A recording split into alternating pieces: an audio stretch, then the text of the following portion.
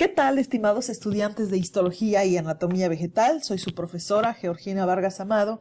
Estoy muy contenta por platicarles acerca de los tipos de células y los tejidos vegetales. Bueno, déjenme platicarles que la morfología vegetal es la ciencia que estudia la forma de las plantas, básicamente una parte de la botánica, y comprende lo que es la organografía y la anatomía vegetal. La organografía describe cómo es la forma de los órganos vegetales. En cambio, la anatomía vegetal se especializa en las estructuras microscópicas de dichos órganos. Así que, bueno, ¿qué es un órgano vegetal? De acuerdo con los niveles de organización de la materia, un órgano está formado por un conjunto de tejidos, un tejido está formado por un conjunto de células y las células a su vez por varios organelos. Un órgano es una estructura que está formado por uno o varios tejidos. Y lo interesante es que todos ellos van a tener una función determinada. Aquí podemos ver en la imagen cómo un organelo o un grupo de organelos organizan una célula vegetal. Las células se organizan en tejidos y estos a su vez forman los órganos que juntos o con varios forman un organismo. En los animales resulta ser un poco diferente porque entre el órgano y el organismo ahí están los sistemas, ¿verdad? En el caso de las plantas no necesariamente funciona así. Entonces, pues, ¿cuáles son los órganos vegetales? Los órganos vegetales son tres: raíz, tallo y hoja. Todo lo demás son modificaciones de ella. Por lo tanto, las flores y los estróbilos resultan ser modificaciones de las hojas. Entonces, ¿qué es un tejido? Un tejido es un conjunto de células que pueden ser del mismo tipo, o sea, todas igualitas, o pueden ser de diferentes tipos. La cosa es que todas ellas cumplen la misma función. Y bueno, los tejidos se dividen, según Raven, en tres sistemas. Tenemos el sistema fundamental, el sistema vascular y el sistema epidérmico. El sistema fundamental tiene mucho que ver con funciones básicas, las funciones metabólicas, el almacenamiento, la estructura, el sostén. ¿Cuáles tejidos se dedican a esto? Parénquima, colénquima y esclerénquima. En cambio, el sistema vascular tiene una función mucho más especializada y es la conducción. Generalmente se conduce el agua y las sustancias minerales disueltas en ella, y también se conducen los productos que genera la fotosíntesis. Esto lo hacen el xilema y el floema respectivamente, como es lo que estamos viendo aquí. Y tenemos un tercer sistema, que es el epidérmico, que forma, digamos, que la piel de los vegetales. Esta piel puede cubrir el cuerpo primario de la planta, como es la epidermis, o el cuerpo secundario, que en todo caso corresponde a la peridermis. El sistema fundamental está formado por tres tejidos: parénquima, colénquima y esclerénquima, y tiene funciones estructurales, funciones de almacenamiento, funciones de sostén, y en el caso del parénquima también funciones metabólicas, y aquí lo podemos observar. Son muy distinguibles entre sí, y la pared celular es la que nos va a permitir distinguir las formas, ¿sí? Este es un parénquima, este es un colénquima, y aquí tenemos el esclerénquima con tejido, con pared celular secundaria. El sistema vascular se divide en dos grandes grupos, que es el xilema y el floema.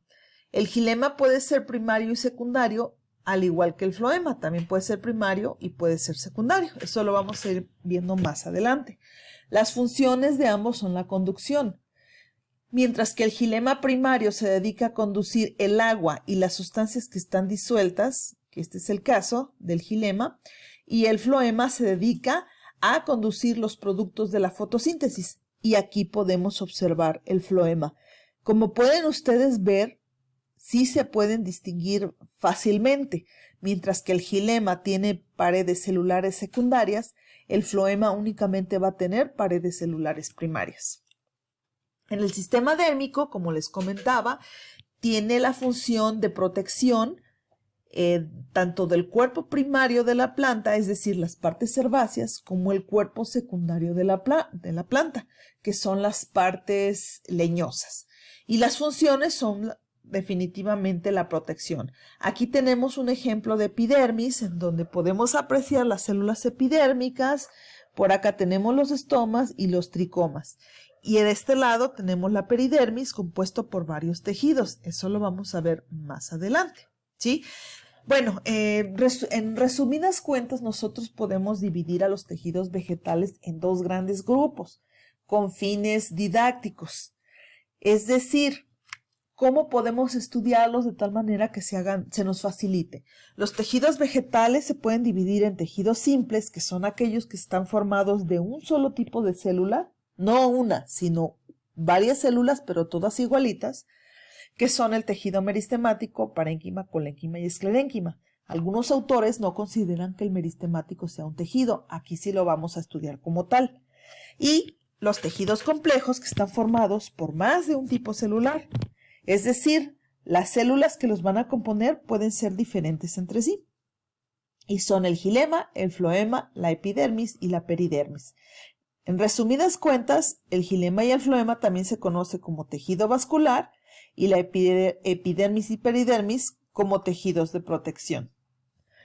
Aquí en este cuadro pueden ustedes apreciar que se pueden dividir se pueden categorizar las células vegetales de acuerdo a ciertas características. ¿Como cuáles?